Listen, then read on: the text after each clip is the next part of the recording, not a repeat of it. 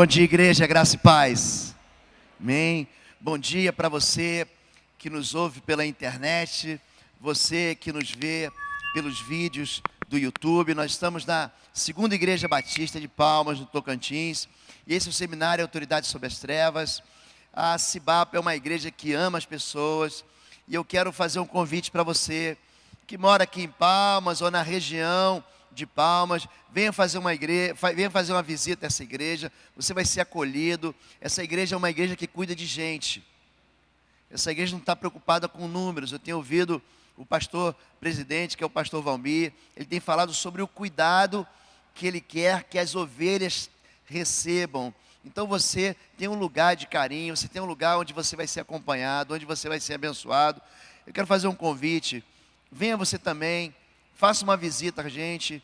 E aí tem um corpo pastoral, tem um corpo de liderança que trabalha com cura, que trabalha com libertação, gente que tem sido capacitada, gente que tem sido revestida da autoridade de Deus para cuidar da sua vida. Amém? Vamos lá, gente. Dormiram bem? Mais ou menos? Vocês tomaram café? Não, né? Vocês responderam tão, né? Gente, você é igualzinho o Cleves. Igualzinho ser irmão do Cleves. Eu sei, estou brincando, eu sei que é. Gente, vamos lá. Ontem nós falamos o seguinte, fazer um resumo para quem não veio. Que Deus deu autoridade ao homem Adão, o primeiro homem, para ele construir dentro de um mundo perfeito, que era o paraíso, um lugar de segurança para sua família e sua descendência. Adão, então, ele é seduzido pela serpente, também conhecida como Satanás, a entregar, a receber o conhecimento do bem e do mal, e em troca do conhecimento do bem e do mal, Adão perdeu aquela autoridade para fazer o bem, e entregou a autoridade, o governo do mundo, na mão de quem? De Satanás. E é por isso que o mundo jaz no maligno. A Bíblia diz que Satanás é o príncipe deste século, o príncipe é o principal, aquele que governa o sistema. E é por isso que o mundo é mau, é por isso que você sofre, é por isso que nós temos dor, é por isso que a morte tomou conta, entrou na vida da humanidade. Mas a história não termina aí. Adão é o primeiro Adão, ele entrega a autoridade de bandeja para Satanás. Mas vem Jesus, o qual a Bíblia chama de segundo Adão. Esse Jesus, ele não peca, esse Jesus, ele vence na cruz, esse Jesus vence na ressurreição, a morte não pôde lhe conter. E quando ele volta da morte, ele fala, é-me dada de novo toda a autoridade nos céus e na terra. Ele toma de novo a chave da morte e do inferno, e ele diz, você não precisa mais temer a morte, porque eu sou a ressurreição e a vida, aquele que crê em mim, ainda que esteja morto, viverá. Ele também toma as chaves do inferno, é isso que a Bíblia diz. E quando ele toma as chaves do inferno, significa que ele tem autoridade sobre o mundo espiritual. Essa autoridade ele dá para a igreja, e ele diz que as portas do inferno não prevalecerão contra a igreja. A igreja não é instituição, não é denominação. Igrejas são pessoas. Eu e você e sua esposa, você e seu filho. Quando um ou dois estiverem reunidos em meu nome, aí você vai ser igreja. Aí você vai ser poder de Deus para vencer as trevas. E as portas do inferno não poderão vencer. Quando você concordar um com o outro sobre qualquer coisa aqui na terra, o mundo espiritual vai concordar também. Até aqui tudo bem? Eis aí vos dou autoridade para pisar serpentes, escorpiões e todo o poder do mal. Nenhum dano vos fará. O pastor falou sobre retaliação aqui. Mas pastor, a Bíblia diz que aquele que é nascido de Deus não peca, e o diabo, o maligno, não pode te tocar. E muita gente vem com essa história, não pastor, eu levantei a mão, aceitei Jesus, fiz o discipulado, fui batizado, e o maligno não me toca. Ah é? Não te toca, mas você vive em pecado. O diabo se alimenta, querido, de pecado. Onde não tem pecado, não tem diabo. O diabo, ele só tem vínculo aonde tem lixo, é o espírito imundo que vive na imundície. Onde é que ele habita? Na amargura, na culpa, na mentira, na vergonha, na crise causada pela dor que o sentimento produz de desejo de vingança, de necessidade de você fazer justiça com as próprias mãos, no ódio, no adultério, na prostituição, na pornografia, na fraude, no roubo, no engano. Aonde tem pecado, Satanás faz a festa, porque é o ambiente dele. O ambiente dele são as trevas. Então, para que você se livre desse ser iníquo, você tem que sair do ambiente de pecado e vir para uma vida de pureza. E como é que você se torna puro? Confessando as vossas culpas uns aos outros, para que você possa sarar. É assim. Amém até aqui? Me falaram que tinha um relógio que eu deveria olhar, mas eu não encontro relógio nenhum aqui, eu estou olhando. Está onde, filho? Tá bom, já vou ver então. Vamos lá, gente. Hoje eu queria falar um pouquinho sobre armas da batalha espiritual. Com quem que nós estamos lutando? Se você vai para dentro de um ringue de boxe, quanto mais músculo você tem, quanto mais força você tem no braço, quanto mais tamanho você tem, faz toda a diferença. Num tempo em que luta era mano a mano, não tinha pistola, não tinha fuzil, não tinha revólver, não tinha faca. Você tem um gigante do teu lado, gente, faz toda a diferença. Não é verdade? Quando a Bíblia fala sobre guerra espiritual, você tem que entender que essa é uma realidade que nos cerca. No princípio, Deus diz assim para a serpente: eu colocarei inimizade entre ti e a mulher. A semente da mulher vai esmagar a cabeça da serpente. Vai ter uma luta. O diabo, vosso adversário, apóstolo Pedro fala isso, anda ao derredor, bramando como um leão, buscando a quem possa tragar. Quem aqui já fumou? Você sabe, quem fuma traga o cigarro, vai consumindo aquele cigarro, vai queimando aquele cigarro até que acaba, o fumo acaba. É isso que o inimigo faz, ele vai arrancando as tuas forças, vai esgotando a tua energia, vai afastando você de Deus e vai trazendo morte na sua vida. A realidade da batalha espiritual, por exemplo, você vê no livro de Daniel, capítulo 10. Ele ora a Deus e ele procede então um tempo de jejum, de 21 dias. Guerra espiritual não se vence com armas carnais. Olha, a teologia não vence Satanás, ela é ferramenta e ela é boa, mas não vence. O conhecimento da verdade não vence Satanás. A maneira como você se posiciona e diz, eu não caio nesse pecado, isso não vence Satanás. Antes de mim, antes de vocês, bilhões de pessoas viveram nesse planeta, achando ou imaginando que poderiam vencer as trevas com força bruta, com inteligência carnal, com faculdade, com mestrado. Isso não vence o diabo. Por quê? Porque o diabo é um ser espiritual, espírito imundo. É assim que Jesus define o caráter desse ser.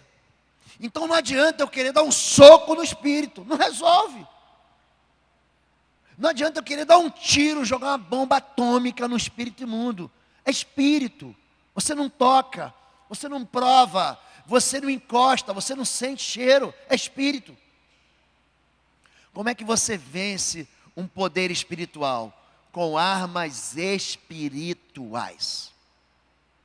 E aí fica todo mundo animado, falando assim, não, eu vou entrar nesse lugar de batalha espiritual, porque eu vou vencer as trevas, e o pastor está falando, eu estou mergulhando nessa palavra.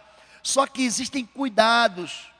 Você não pega um garoto de 18 anos que se alistou para o serviço militar e joga ele de cara no campo de batalha. Não é assim. Tem treinamento, tem capacitação. Você não pega um fuzil, dá na mão do garoto e fala assim, sai atirando. Um fuzil na mão de um homem despreparado, em vez de se tornar um objeto de defesa para o povo, pode ser alguém despreparado dando tiro na população. Tem muita gente atacando, a gente chama de fogo amigo, aqueles tiros da artilharia que em vez de atingirem um inimigo, acaba atingindo a própria tropa dele. Jesus, ele fala disso. Jesus, ele está na cruz, e há alguém que desafia ele a sair da cruz. E ele fala, o meu reino não é desse mundo. Não é.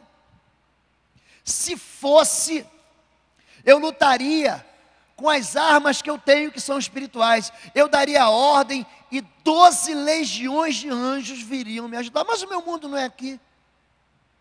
Aquilo que você vê, tudo isso aqui, é efêmero, é passageiro. Aquilo que você não vê, isso é eterno. Então, antes de você entrar nesse lugar de armadura, esse lugar de paiol de armas, de material bélico, entenda que a nossa luta não é contra as pessoas. O seu vizinho não é seu inimigo. A amante do seu marido não é sua inimiga. Aquela pessoa que te persegue, que te maltrata, não é seu inimigo. Pessoas de carne e sangue não são inimigas da gente. Aliás, Jesus fala, o apóstolo Paulo fala, se teu inimigo tiver fome, dê de comer. Se ele tiver sede, dê de beber. Jesus diz, se você for perseguido, ore por ele. Abençoe o que te amaldiçoa. A nossa luta não vai ser contra uma denominação, a nossa luta não vai ser contra uma pessoa ruim, aquela pessoa ruim é só uma vítima das trevas. Você ganha uma pessoa para Jesus amando ela, no meio daquele monte de ferida purulenta que ela tem. A nossa luta é contra seres espirituais. Amém até aqui, gente? Vamos lá então. Vamos ver o que a Escritura diz. Chamando os 12 para junto de si, enviou-os de 2 em 2 e deu-lhes autoridade sobre os espíritos imundos. Eles saíram e pregaram ao povo que se arrependesse. Expulsaram muitos demônios, ungiam muitos doentes com óleo e os curavam. Marcos 6. O médico, ele só consegue curar se ele está curado. Gente curada, cura. Gente ferida, fere. Jesus, ele chama para si qualquer tipo de pessoa que quer entrar nesse mundo de batalha espiritual, para lutar contra as trevas, que está longe de Jesus, vai se ferir.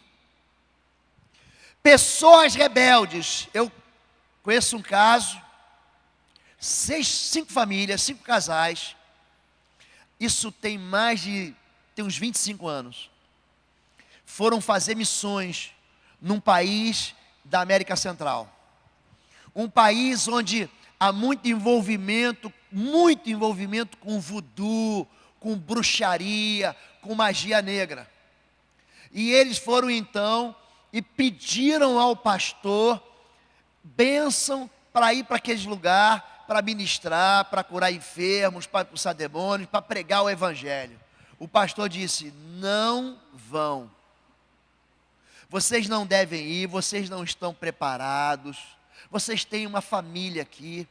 Eu me lembro muito bem desse caso, que aconteceu na cidade onde eu morava. Eles recorreram a outros pastores e a outras igrejas, se rebelaram, saíram debaixo daquela cobertura de autoridade do pastor. Enfim, compraram as passagens e foram. E chegaram lá, gente, e foi uma benção. e guerrearam, e venceram, e levaram gente para Jesus, e começaram uma obra lá naquele país. E depois de algum tempo, de alguns meses, eles voltaram de novo para o Brasil. Um ano depois, os 5 casais estavam separados. Um ano depois. A batalha espiritual vai depender, o teu desempenho vai depender da cobertura que você tem. Eu não saio da minha igreja e falo assim: tchau, igreja, eu vou lá pregar em Palmas. Não faço, não. Eu saio com a bênção da minha igreja. Eu saio com a bênção do meu pastor. Eu saio com a bênção do ministério de intercessão da minha igreja. Eu vim para cá e recebi os nomes de algumas pessoas da chamada escola de oração, escola de intercessores. Esses nomes estão lá na minha igreja.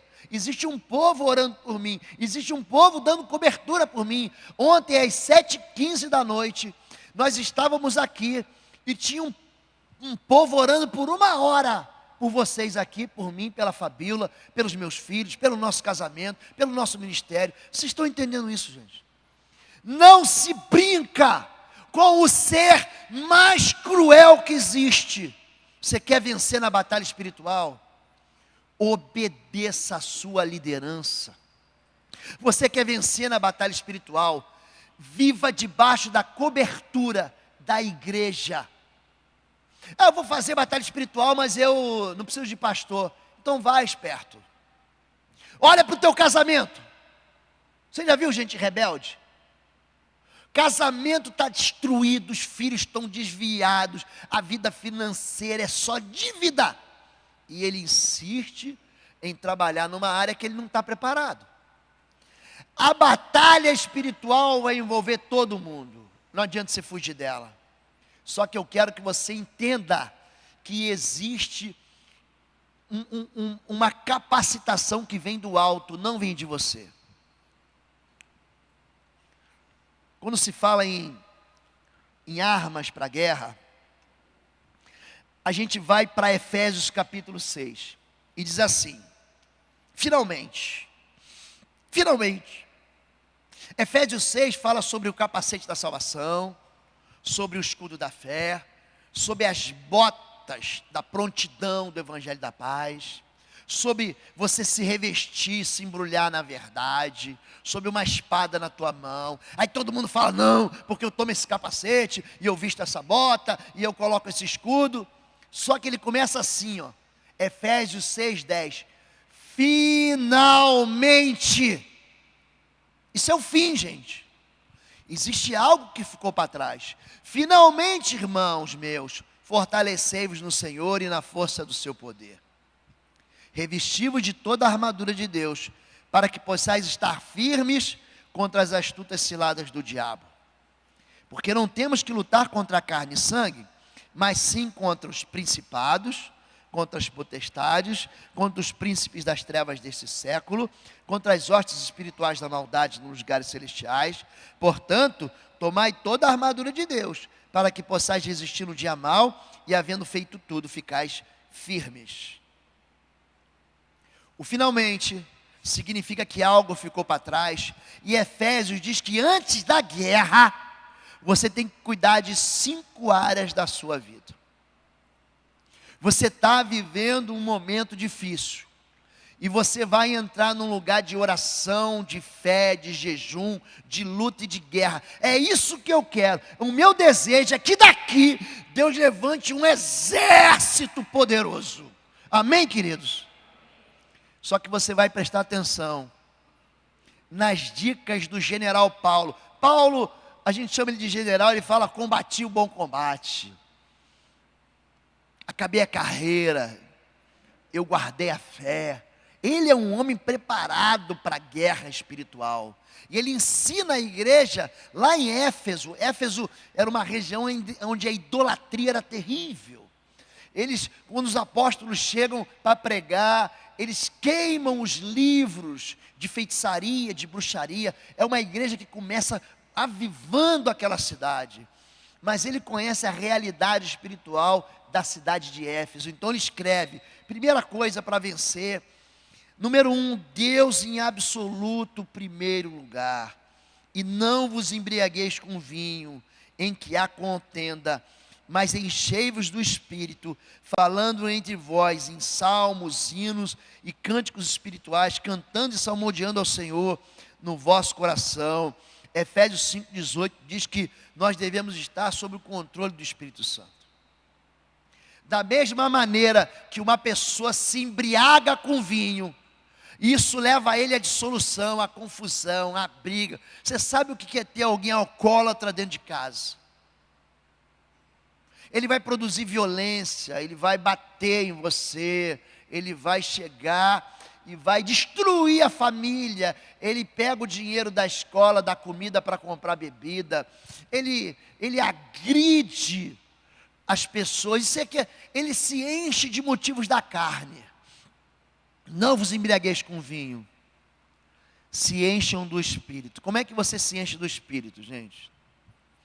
O que são cânticos, hinos e salmos espirituais? Não é apenas você ouvir louvor o dia inteiro. O louvor é a palavra de Deus cantada. Quando você está louvando aqui, alguns de vocês perguntam, da onde que esse autor tirou esse hino? Da onde esse autor tirou essa canção? Essa canção veio da Escritura.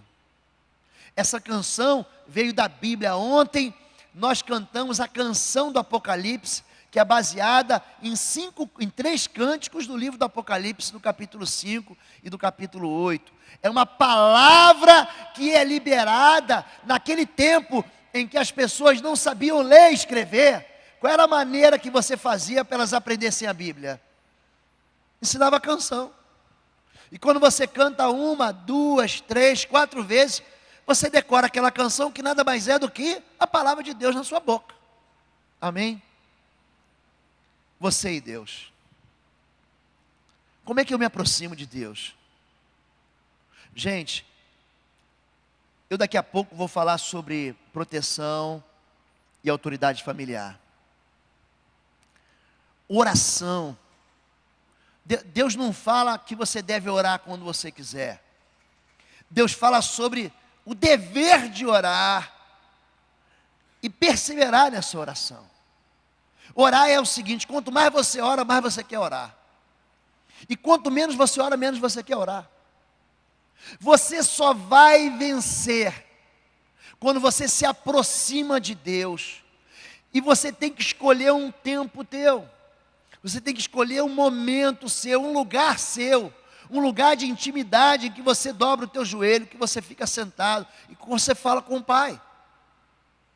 Não existe ninguém revestido de autoridade e poder que não viva uma vida de oração profunda.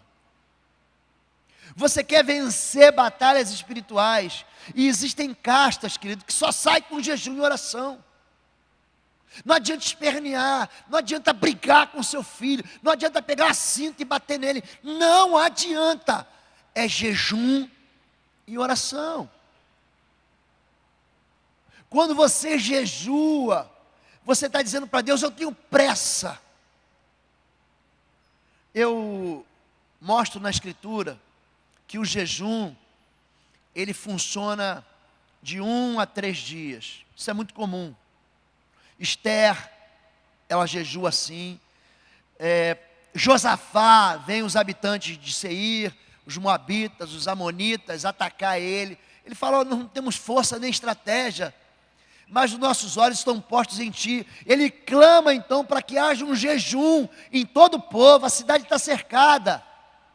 E então ele faz algo que todo comandante militar vai achar que é uma loucura.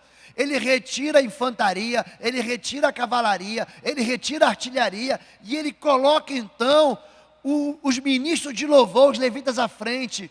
E quando eles começam a cantar, olha o que diz a Bíblia: eles jejuam e começam a louvar. O Senhor é bom e a sua misericórdia dura para sempre. Então naquele momento, diz assim a Escritura Sagrada, o Senhor enviou emboscadas. contra os inimigos de Israel. E eles se autodestruíram. Os moabitas lutaram com os amonitas, que lutaram com os edomitas, eram os habitantes de Seir, dos montes escabrosos. E quando eles chegaram no lugar chamado Vale de Beraca, os inimigos já estavam derrotados. Escute, o jejum e a oração entram no lugar de poder em favor da sua vida. Jejum não é passar fome. Jejum é retirar o prazer. Já viu quanto tempo você gasta com internet, com televisão? Você diz que não tem tempo para orar. Você já viu quanto tempo? A Bíblia não diz para você, não comunica para a gente que jejum é você passar fome. Ele diz que o jejum é você retirar os prazeres. Retire os prazeres. Retire aquilo. As pessoas não oram porque estão muito satisfeitas com seus próprios prazeres. A vida é tão boa, para que orar? Está tudo dando certo, para que buscar Deus? É por isso que Deus manda a prova para você. Prova. Vamos aprovar esse menino. Vamos tirar ele desse lugar de infantilidade, de criança espiritual. Então, não se embriaguem com aquilo que dá prazer. Encha-se do Espírito Santo. Número 2, preste atenção nisso. Antes de você ir para a guerra, meu cônjuge, meu casamento, vós mulheres, sujeitai-vos aos vossos maridos como ao Senhor, porque o marido é o cabeça da mulher, como também Cristo é o cabeça da igreja, sendo Ele próprio o Salvador do corpo. Vós maridos, amai vossas mulheres, como também Cristo amou a igreja, e a si mesmo se entregou por ela, para santificar, purificando-a com a lavagem da água pela palavra, sem mácula, nem ruga, nem coisa semelhante, mas santo e irrepreensível. Assim devem os maridos amar suas próprias esposas, como os seus próprios corpos. Quem ama a sua mulher, ama-se a si mesmo.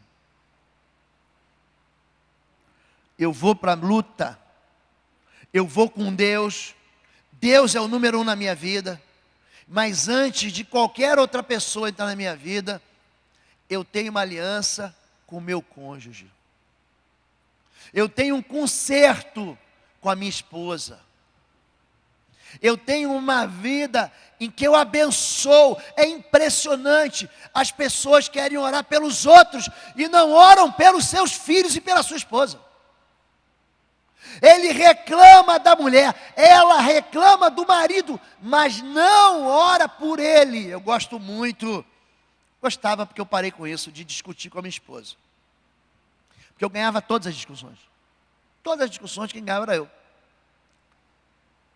Ela começou a orar por mim, eu comecei a ver tudo nublado.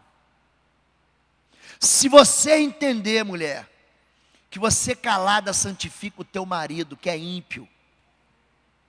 Se você, marido, entender a autoridade que você tem para liberar uma palavra de bênção sobre a sua esposa, olhe para os olhos dela, pare de se desviar com os olhares que estão flertando com outras que não pertencem ao teu próprio arraial. Viva uma vida sexualmente abundante dentro do seu casamento. Escolha namorar, querido. Escolha paquerar a sua esposa. A moça tem que chegar em casa. Para com essa história de que eu estou com dor de cabeça. Toma dipirona. Você dá para sua esposa uma caixa de dipirona. Você nunca mais vai ter dor de cabeça, meu filho. Agora ajuda ela. Mano. Quem já fez tarefa doméstica aqui? Porque eu faço. Homem só. Não é mole não, gente. Não é mole não. A gente está morando num apartamento novo, e eu lavo a louça, se eu não lavo todo dia, quase todo dia. Gente, e eu fico numa posição que no final minha coluna não aguenta não, gente. É punk. É punk espiritual aquilo ali, gente. Aquela cozinha não é de Deus, não. Deve ter um cão ali naquele negócio de lavar prato. Aí você varre o chão. Aí depois ela fala assim: amorzinho, estou chegando em casa, passa o pão. Eu hoje estou na reserva, eu posso fazer. Havia um tempo que eu não tinha nem tempo, chegava em casa morto. Aí você passa um pano com aquele detergente no quarto, na sala, na cozinha, você limpa tudo. Você já passou roupa, meu irmão? Ontem eu falei sobre isso. Vai passar roupa. Curitiba é frio, mas quando dá de esquentar, meu irmão, parece a fornalha de Sadraque, Mesaque, Abednego. E eu estou lá passando aquela roupa. Essa é com vinco, essa é sem vinco. Fabíola tinha uma calça, agora saiu de moda o vinco, que tinha 7 vincos de cada lado. Só misericórdia. Só misericórdia. E ela olhava assim e falou, ficou mais ou menos. Você precisa agradar a tua esposa. Você só reclama da moça. Só reclama, só reclama, só reclama. Ai, o arroz ficou sem sal. Meu irmão, vai fazer arroz você então. Faz do teu jeito. Aprendi a fazer feijoada. Mas antes de aprender a fazer feijoada, eu fiz miojo. Aquele macarrão instantâneo. Aí eu aprendi que você não deve colocar aquela... Sabe aquele pacotinho? Faz um macarrão sem o pacotinho, aquele negócio arranha aqui na garganta, é ruim. Fica preso aqui. Você começa com macarrão, faz arroz, daqui a pouco você faz feijoada. Agrada a moça. Lembra dos aniversários dela. Lembra do aniversário de casamento. Lembra do aniversário. Se a igreja não faz um movimento aqui para o dia dos namorados, você não vai lembrar do dia dos namorados da moça. Faz um agrado. Você, mulher, olha para mim, querida. Para de ser chata. Deixa o moço ver o futebol dele. A caixinha dele. Sabe a história da caixinha? Está na caixinha do nada. Deixa o moço ficar. Ele está tão feliz na caixinha do nada. Se o menino vem, passa a semana toda lutando, domingo, recebe a bênção. Querida, quando ele chega em casa, ele quer ver o gol do Fantástico. Deixa o moço ver. Aí na hora do gol do Fantástico, a moça, me ajuda aqui. Não, agora não. Eu vou falar uma coisa para vocês, mulheres. Futebol é a coisa mais importante depois das coisas menos importantes. Oi, gente, um rápido intervalo. Você que ainda não é membro, seja membro do canal para nos abençoar. Dá um like, compartilha. E se você quer crescer em libertação e batalha espiritual, vai lá na nossa loja www.institutoexodo.com. Os nossos livros estão lá que vão fazer você crescer nessa área e se tornar um valente na batalha. Deus te abençoe. Dentro daquelas coisas menos importantes, futebol é a parte mais importante para o homem. Deixa o moço.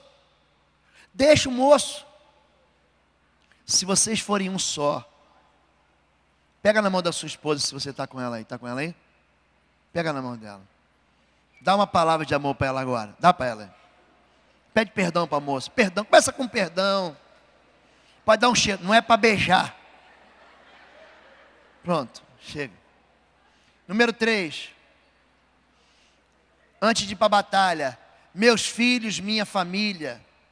Vós, filhos, sede obediente a vossos pais no Senhor, porque isso é justo. Honra o teu pai e tua mãe, porque é o primeiro mandamento com promessa, para que te vá bem. Vivas muito tempo sobre a terra. E vós, pais, não provoqueis a ira a vossos filhos, mas criai-os na doutrina e na demonstração do Senhor. Papai, mamãe, traga o teu filho para perto. Imagina se você tem alguém, existem filhos, existem palavras liberadas para filhos. Eu vejo isso. Pais falando tanta grosseria para os filhos. Pais que são tão estúpidos, que se fosse qualquer outra relação, que não a relação entre pai e filho, essas pessoas nunca mais se falariam na vida. É tanta agressividade. O seu filho precisa ser amado. Você entende isso? Ele já toma bronca o dia inteiro. Se a tua casa for um lugar hostil, ele vai fazer 18 anos e vai sumir. Ele vai te visitar no Natal e olhe lá. Famílias em que o ambiente é um ambiente de guerra. O pai chega e só cobra. Fez a lição. Ele já sabe que tem que fazer a lição de casa. Se você chega só cobrando, se você só chega chutando balde, mamãe, como é que você vai criar um vínculo de amor? como é que ele vai querer saber do teu Deus? É esse Deus que você serve? Se você criar um clima de amor, você repara se tua casa é uma casa que não é tóxica, quando os seus filhos querem ficar nela. Quando os filhos querem sair, querem estar na casa dos outros. Presta atenção no que eu estou dizendo. Alguma coisa está errada na sua casa. Quando os amigos do seu filho têm prazer em estar na sua casa com ele, esse lar é um lar saudável, que atrai as pessoas. Então, antes de ir para a batalha, cuide do seu filho. Papai e mamãe, a gente quer fazer o melhor pelo nosso filho. Só que em nome de fazer o melhor, nós somos grosseiros, violentos de palavras. Então sabe o que você tem que fazer? Pedir perdão. Quando Natália e Arthur, meus 2 filhos, tinham uns 12, Natália devia estar com 12, Arthur com 8. Eu cheguei em casa, peguei 2 folhas de papel e falei o seguinte: escreva aqui, papai e mamãe, tudo que você gosta no papai, tudo que você gosta da mamãe. E atrás, tudo que você não gosta do papai e tudo que você não gosta da mamãe. Gente, fazer isso é para macho. Tu tem que ser macho para fazer isso. Não interessa a maneira como eu vejo, interessa a maneira como ele vê. E aí Arthurzinho escreveu 1, 2, 3 linhas do que ele gosta do papai. Quando eu virei do outro lado, rapaz, caiu a grande Babilônia. Ele botou uma relação de coisa, eu falei, deve ter sido um dia mau. E eu fiquei muito triste, decepcionado. Ele não me valoriza. Eu dou do melhor, eu me esforço, eu oro por esse garoto, eu abençoo, e ele me disse isso aqui. Gente, passada aquela poeira baixada, fui conversar com a minha melhor amiga, que é minha esposa. Falei, amorzinho, isso aqui é verdade? Ela, é. Isso aqui, é. Isso aqui, olha, eu vou te dizer o seguinte, que ele foi suave nas palavras aqui. Gente, você sabe quem é Samuel na Bíblia? Você sabe quem é Davi na Bíblia? Foram pais que foram valorosos guerreiros no campo de batalha, mas perderam os seus filhos. Davi perdeu 4 filhos. Samuel perdeu 2. Arão, sumo sacerdote, perdeu 2 dentro da igreja. Foram queimados, ofereceram fogo estranho e morreram aqui dentro da igreja. Eli, sacerdote, perdeu Hofni e Finéias.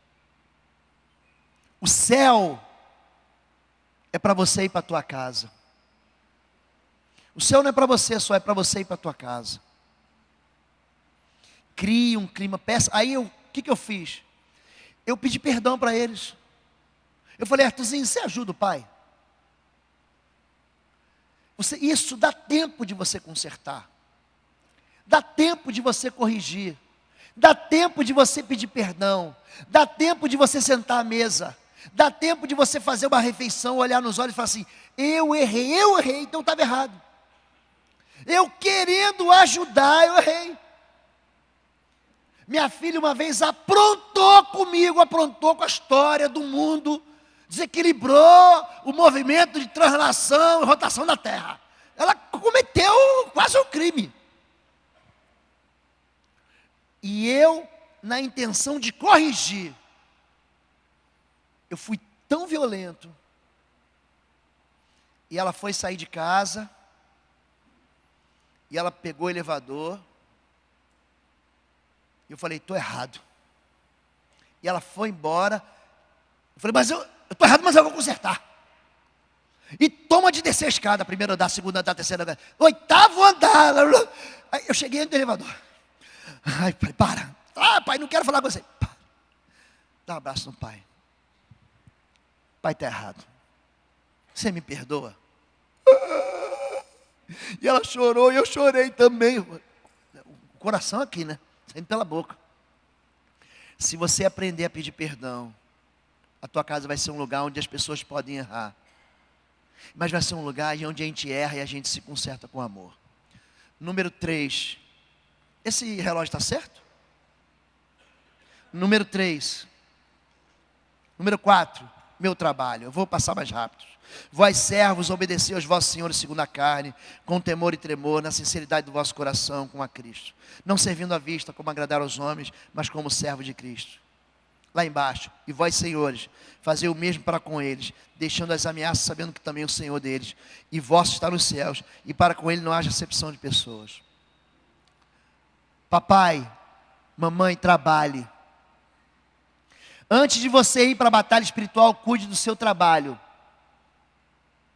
Seja um bom empregado, seja o melhor deles, seja um bom chefe, seja o melhor deles. Não é porque você é chefe que você pode pisar em todo mundo. Educação cabe em todo lugar. Bom dia, por favor, por gentileza, me ajuda, parabéns, você foi certo. Olha, você errou aqui, mas você pode consertar. Faz assim, assim, assim, assim. Trabalho. Trabalho também é ambiente espiritual. Aquele que não trabalha também não pode comer. Antes de ir para a batalha espiritual, você tem que ser o melhor aluno na faculdade e no colégio. Antes de você ir para a batalha espiritual, faça os seus deveres de casa. Faça os seus afazeres domésticos. Cumpra as suas obrigações. Número 5, antes da guerra. Sede um para com os outros benignos, compassivos, perdoando uns aos outros, como também Deus em Cristo vos perdoou. Ministério é serviço. Ser pastor não é subir um degrau. Ser pastor é descer um degrau. Ser diácono é ser servo. Antes de tudo, eu tenho que estar incluído num ministério. Ministro, você sabe o que significa ministro? Significa servo, escravo. Nós somos ministros de Cristo, nós somos servos de Cristo. Eu vou ministrar a medicação, eu vou servir. E aí sim, aí depois disso, eu vou operar no emprego de armas espirituais, diz assim em Salmo 18, 32. Deus é o que me cinge de força e aperfeiçoa o meu caminho. Faz os meus pés como os das servas e põe nas minhas alturas. Ensina as minhas mãos para a guerra, de sorte que os meus braços quebram um arco de cobre. Também me deste o escudo da tua salvação. Na tua mão direita me susteve e a tua mansidão me engrandeceu. Existe uma realidade de batalha espiritual em toda a Escritura. Você vai ver que o Israel, ele luta para alcançar uma terra que Deus deu para ele. Um casamento bom, querido, você pode ter um casamento bom. Você tem que lutar para isso. Você não precisa ter inveja do casamento da vizinha. Você não precisa ter inveja do casamento do outro. Constrói o teu. Gente, mas dá um trabalho. Dá um trabalho. Ai, como eles são educadinhos, esses seus filhos. Eu queria que meus filhos fossem assim. Seja você educado com os seus filhos, que eles vão aprender a ser educado com os outros.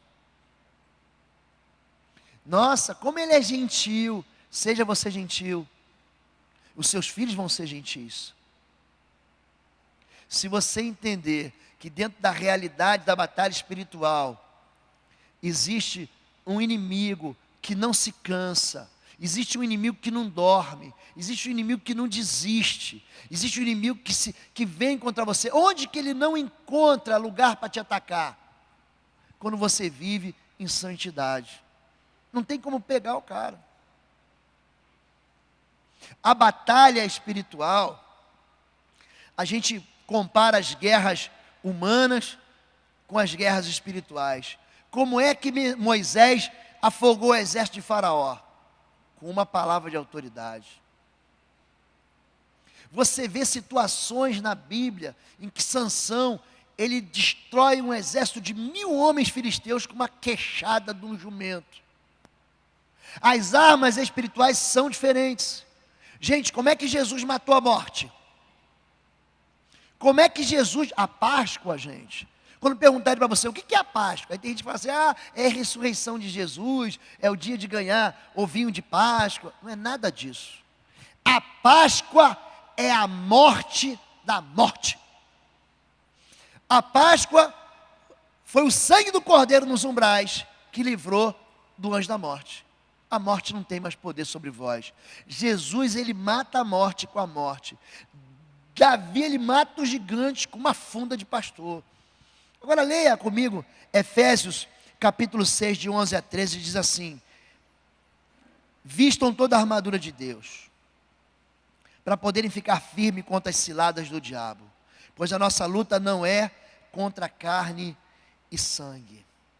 Eu quero falar um pouquinho sobre hierarquia dos exércitos de Deus. Hierarquia dos exércitos de Deus. Colossenses 1,6 diz assim: porque nele foram criadas todas as coisas que há nos céus e na terra, visíveis e invisíveis. Presta atenção nisso, gente. Colossenses 1,16. Sejam tronos, sejam dominações, sejam principados, sejam potestades, tudo foi criado nele e para ele. Existe uma hierarquia de comando, uma cadeia de comando no mundo espiritual. Tronos, Deus está no vértice. Deus é uma pirâmide em que Deus está no vértice superior. Ele dá ordem aos seus anjos a nosso respeito. Tronos, dominações, principados e potestades. Deus dá ordem e essa ordem é obedecida.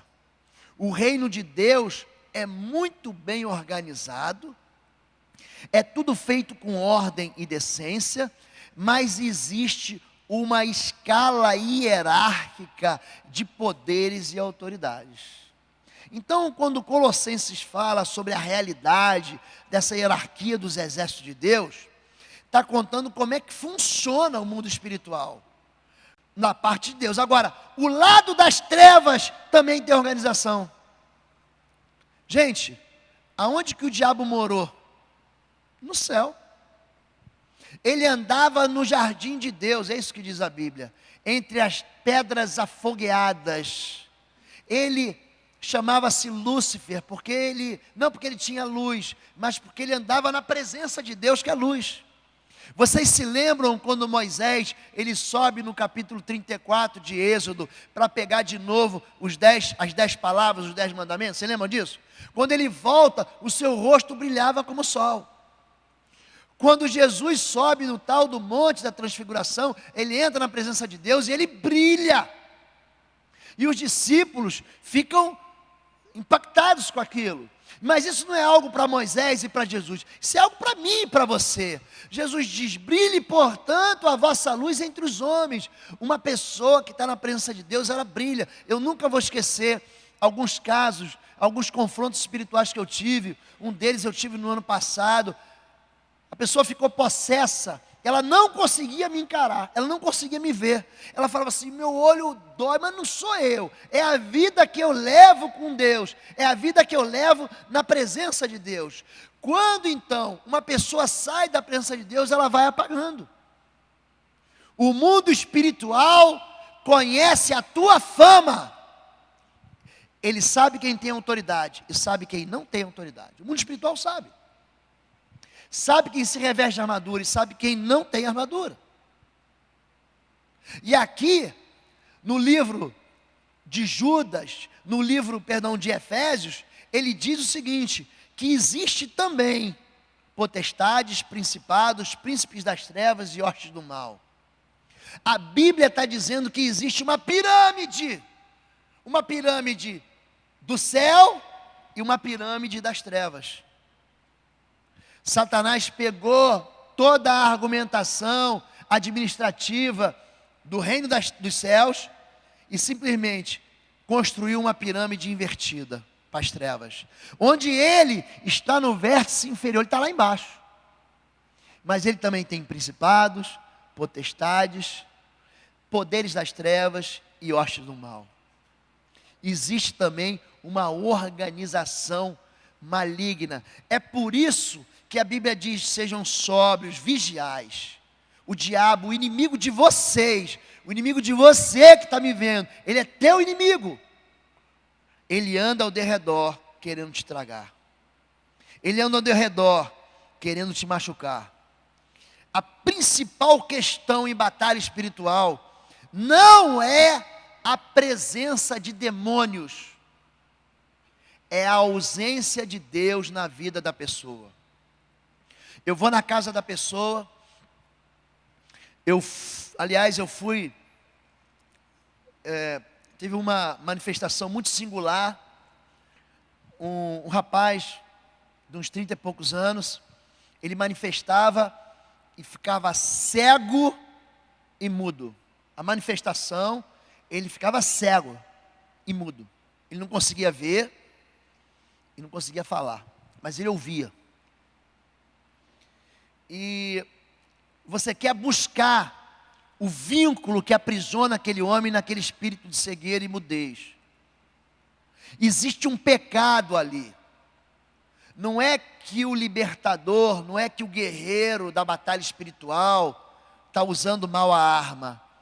O diabo está escondido em algum pecado e você tem que apenas descobrir.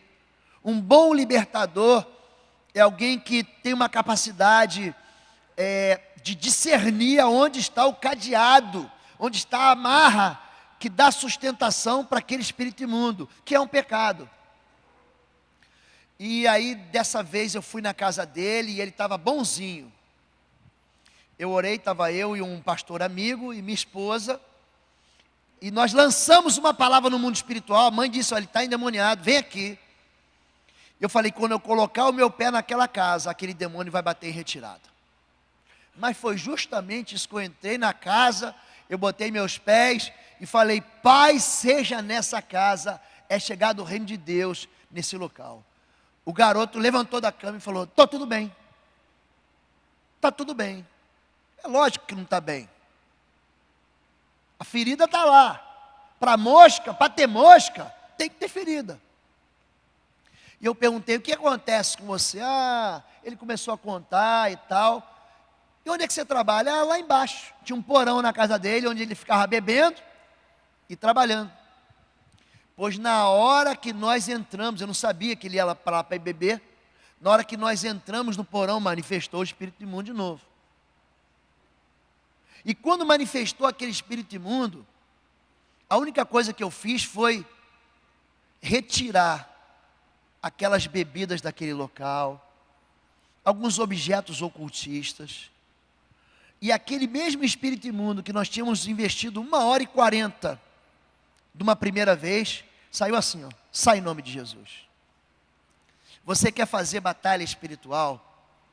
Você tem que entender que você não pode viver em pecado, querido. A tua mão tem que estar limpa. Você tem que confessar a Deus as suas iniquidades.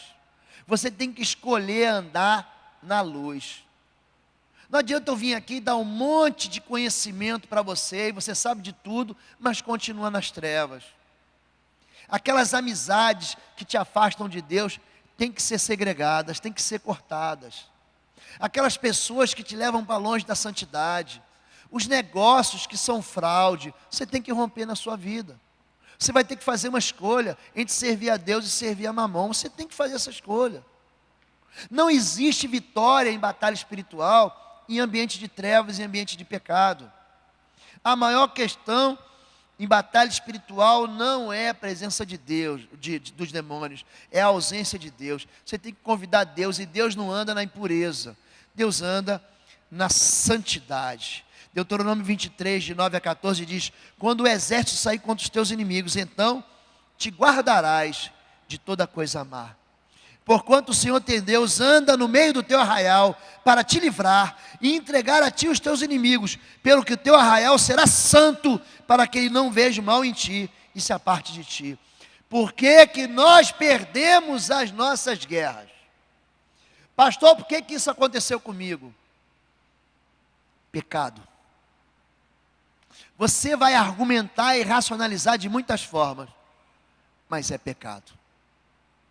Enquanto o pecado dominar a sua vida, e ele jaz à sua porta, e sobre o qual você deve dominar ele, mas enquanto você não dominar ele, ele vai te dominar, infelizmente. Número 1, vivendo em pureza. Agora sim, vista-se com a verdade, cingindo-se com o cinto da verdade. Sabe o que é cingir? Ainda tem 2 minutos. Sabe o que é cingir? É se embrulhar. Estou cingido, eu estou embrulhado com a verdade. Dentro do arsenal de guerra do inimigo, ele tem 2 grandes armas: a mentira e o medo. Ele usa isso para tentar a gente. Mentira te desabilita para a guerra. Medo faz você recuar da guerra. Número 2, couraça da justiça. Não são as nossas próprias justiças, é a justiça que vem do alto. Quando você é lavado no sangue de Jesus, aí você é justificado dos seus pecados. A justiça que você pratica é chamado, Isaías 64:6, de trapo de imundícia. Não tem valor. Número 3, as botas do Evangelho da Paz. São botas que você tem que ter, ele fala as botas da prontidão. Alguém aqui já ficou de prontidão? Você tem que ficar com a bota no pé. Você tem que estar pronto para andar em todo tipo de terreno. Em terreno escorregadio, em escarpa, em montanha, na areia, na lama. O Evangelho, olha o que eu vou falar agora para você. Tem muita gente buscando o poder de Deus. Sim ou não, igreja? Não tem muita gente buscando o poder de Deus? Eu vou ensinar para vocês algo aqui que a Bíblia diz. Não busque o poder de Deus. Busque a verdade. Porque o Evangelho é o poder de Deus para a salvação daquele que crê, primeiro do grego e também do judeu. Se você buscar a palavra, o poder vem a reboque. Se você buscar a Escritura, o poder vem sobre você. Você não precisa buscar poder. Busca a palavra.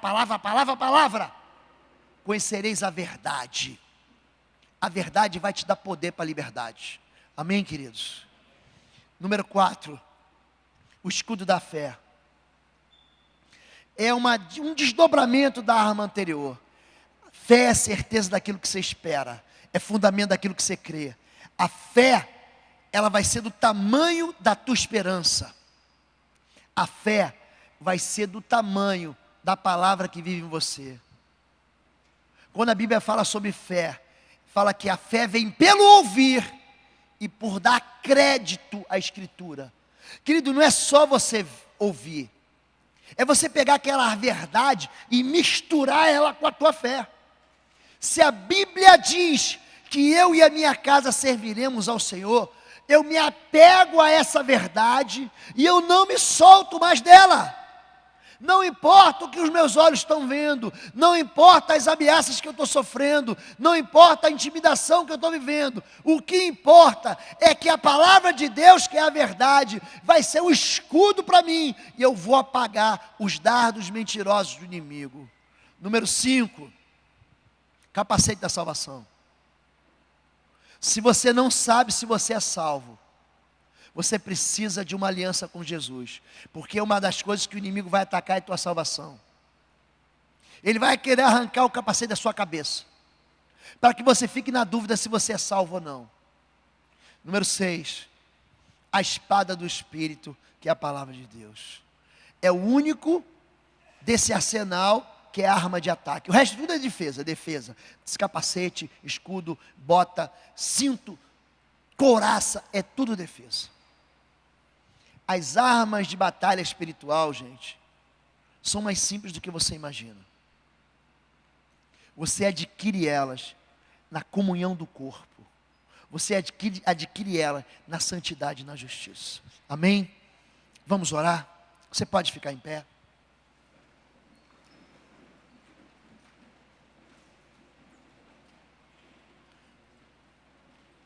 Feche teus olhos agora em nome de Jesus. Feche teus olhos. Eu vou fazer uma oração aqui. Quero que você examine o seu coração. Quanto disso tem sido verdade na sua vida? Talvez você tenha ouvido falar sobre isso a semana toda.